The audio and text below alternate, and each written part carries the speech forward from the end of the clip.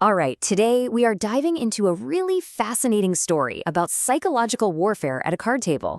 It's a true mystery, and it's called The False Throw-In.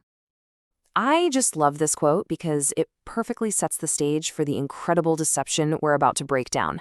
It's a story that really proves that winning isn't just about the cards you're holding, but about the cards your opponent thinks you're holding. So our story kicks off at the Bridge and Biscottini Club. It sounds like a cozy little spot, right? Well, it was here that a seemingly impossible event turned a quiet Sunday game into an absolute legend. Okay, so here's the setup. In competitive bridge, it's pretty common for the same hands to be played at different tables. It's how you test skill over luck. And on this day, the cards dealt in room A were the exact same cards dealt in room B. Identical. And this is where things get really weird. Look at this. In room A, the team scores 660 points. That's a great score. Totally respectable. But in room B, with the very same cards, they scored a whopping 1,370 points. That's more than double. How on earth is that even possible? Yeah, exactly. That's the question, right? With identical hands, how did one team pull off a result that just seems to defy the logic of the game itself? Well, that's the mystery we are here to solve. Okay, so to understand this magic trick, first we need to look at the normal, everyday version of what happened. Let's head into room A. So in room A, everything was totally by the book. The players made smart, sensible bids, they played the cards in a logical way, and they walked away with that solid 660 points. This is our baseline, right? This is what was supposed to happen.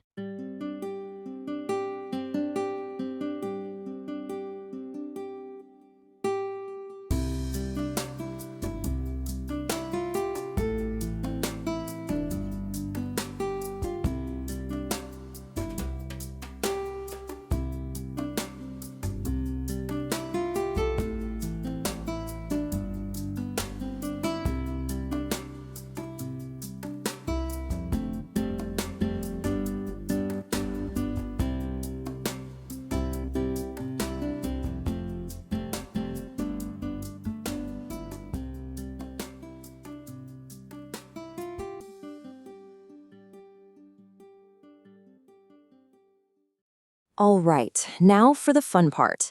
Let's go across the hall to room B.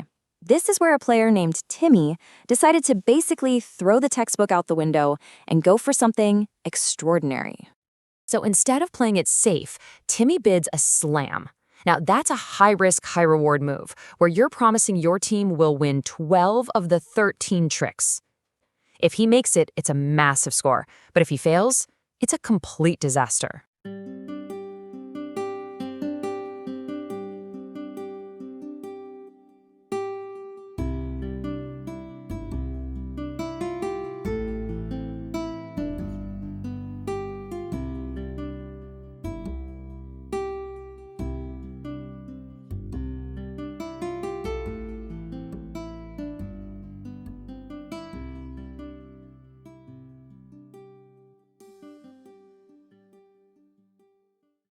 Okay, so let's break this down.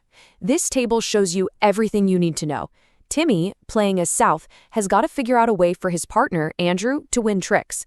The problem is their opponent, Bartek, is sitting right there holding that King of Hearts. It's like a giant roadblock stopping them in their tracks. So there you have it. That's the problem. Timmy is completely trapped. On paper, there's no way he can win.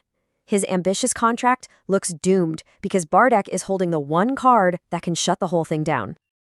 And this, my friends, is where the genius kicks in. Timmy realizes he can't win by force, so he switches tactics. He stops playing the cards in his hand and starts playing the thoughts inside his opponent's head. So, step one of this master plan, Timmy accepts that his cards just aren't good enough. His only way to win is to lay a psychological trap so perfect that his opponent, Bartek, will walk right into it himself. Next up is the bait. Timmy leads with this tiny, insignificant card, the 4 of spades. Now, to anyone watching, this move makes 0 sense. It's like a throwaway play. But it wasn't for the cards. It was for Bartek's mind. And boom, the bait works. Bartek sees this weird spade play, and you can just imagine the gears turning in his head. He starts inventing a whole scenario where Timmy is trying to trap him, to endplay him. He starts seeing a threat that isn't even there. He's fighting a ghost.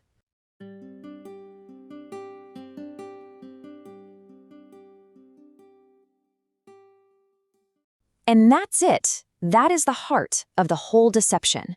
With just one tiny, illogical card, Timmy has painted a completely false picture of the game.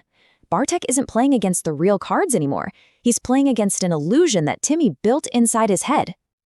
And now, the trap springs. In a desperate move to avoid the imaginary spade trap, Bartek makes the one play he absolutely cannot make. He plays his king of hearts. He sidesteps a phantom danger and walks straight into the real one, handing Timmy the exact card he needed to win.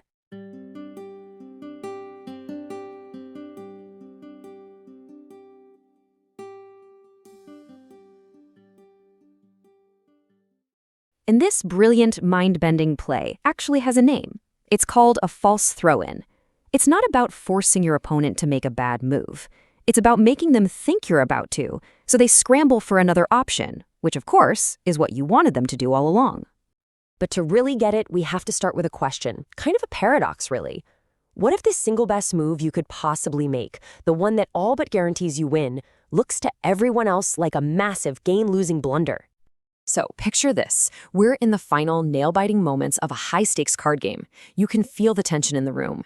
And then an expert player, the declarer, that's the one trying to win the hand, makes a move that is just baffling. They play a card that seems to hand the victory on a silver platter right to their opponent. You could hear a pin drop. Now here's the crucial thing you've got to understand. This is no accident. This is not a slip-up. They are intentionally letting their opponent win the round, win the trick, giving them control of the game right at the finish line. I mean, on the surface, it looks like they've just given up. And that, right there, is the mystery we're going to unravel today. Was that a moment of madness, a fatal error under crushing pressure, or was it something else entirely? An incredibly clever and perfectly set trap. It's called the false throw-in, and it's not really about playing the cards in your hand. It's about playing the mind of your opponent. The idea here is just wild when you think about it. You are literally forcing your opponent to win. You hand them the lead at a moment when they feel totally safe. But what they don't know is that you've secretly taken away all their good options. They're trapped, and pretty much any move they make now leads right into your hands.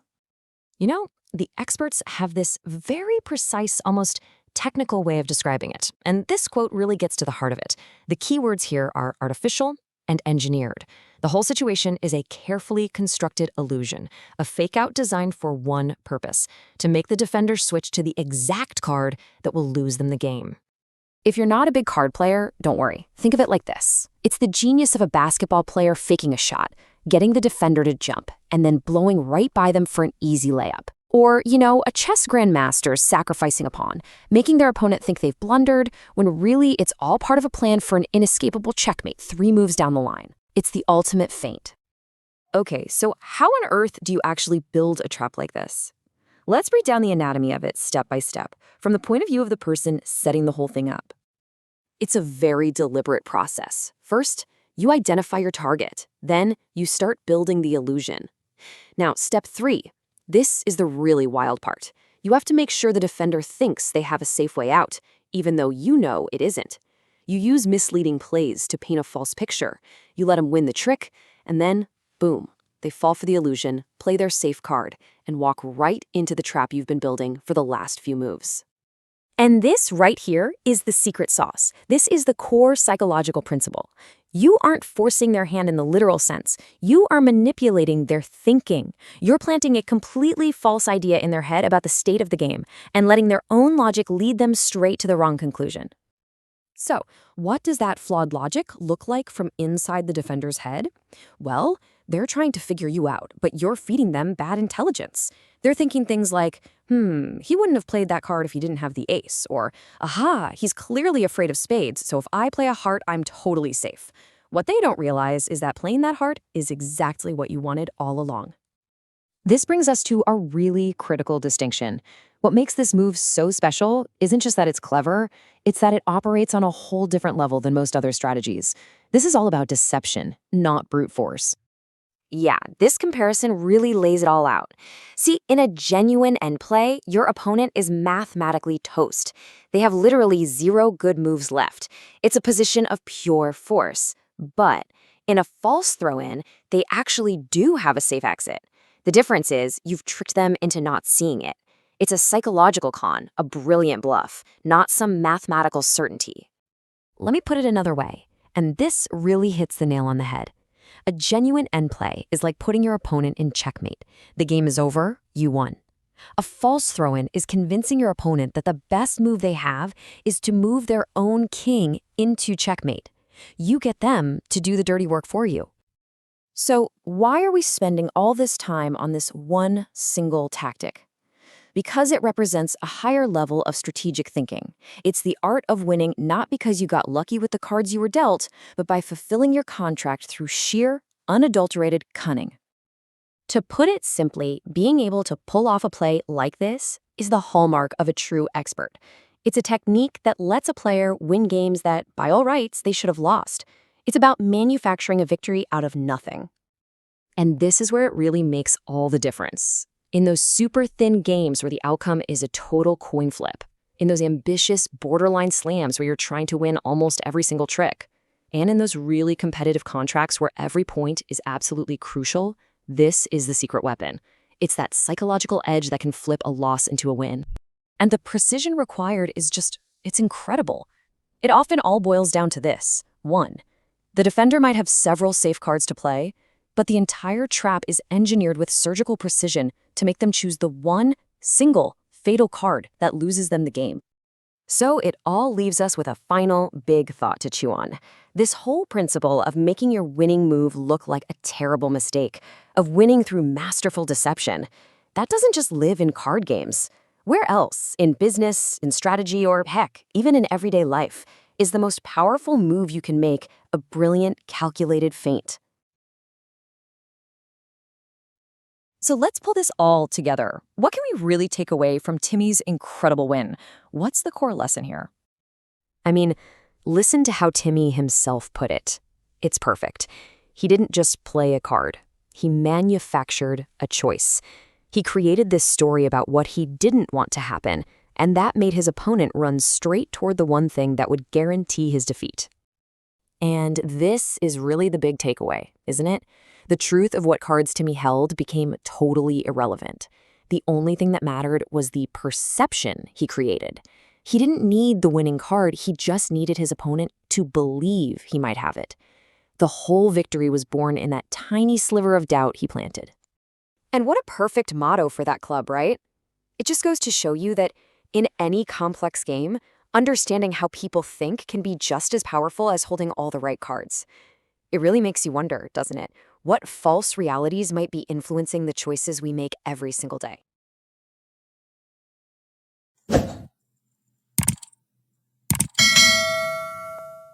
Subscribe our channel for more videos.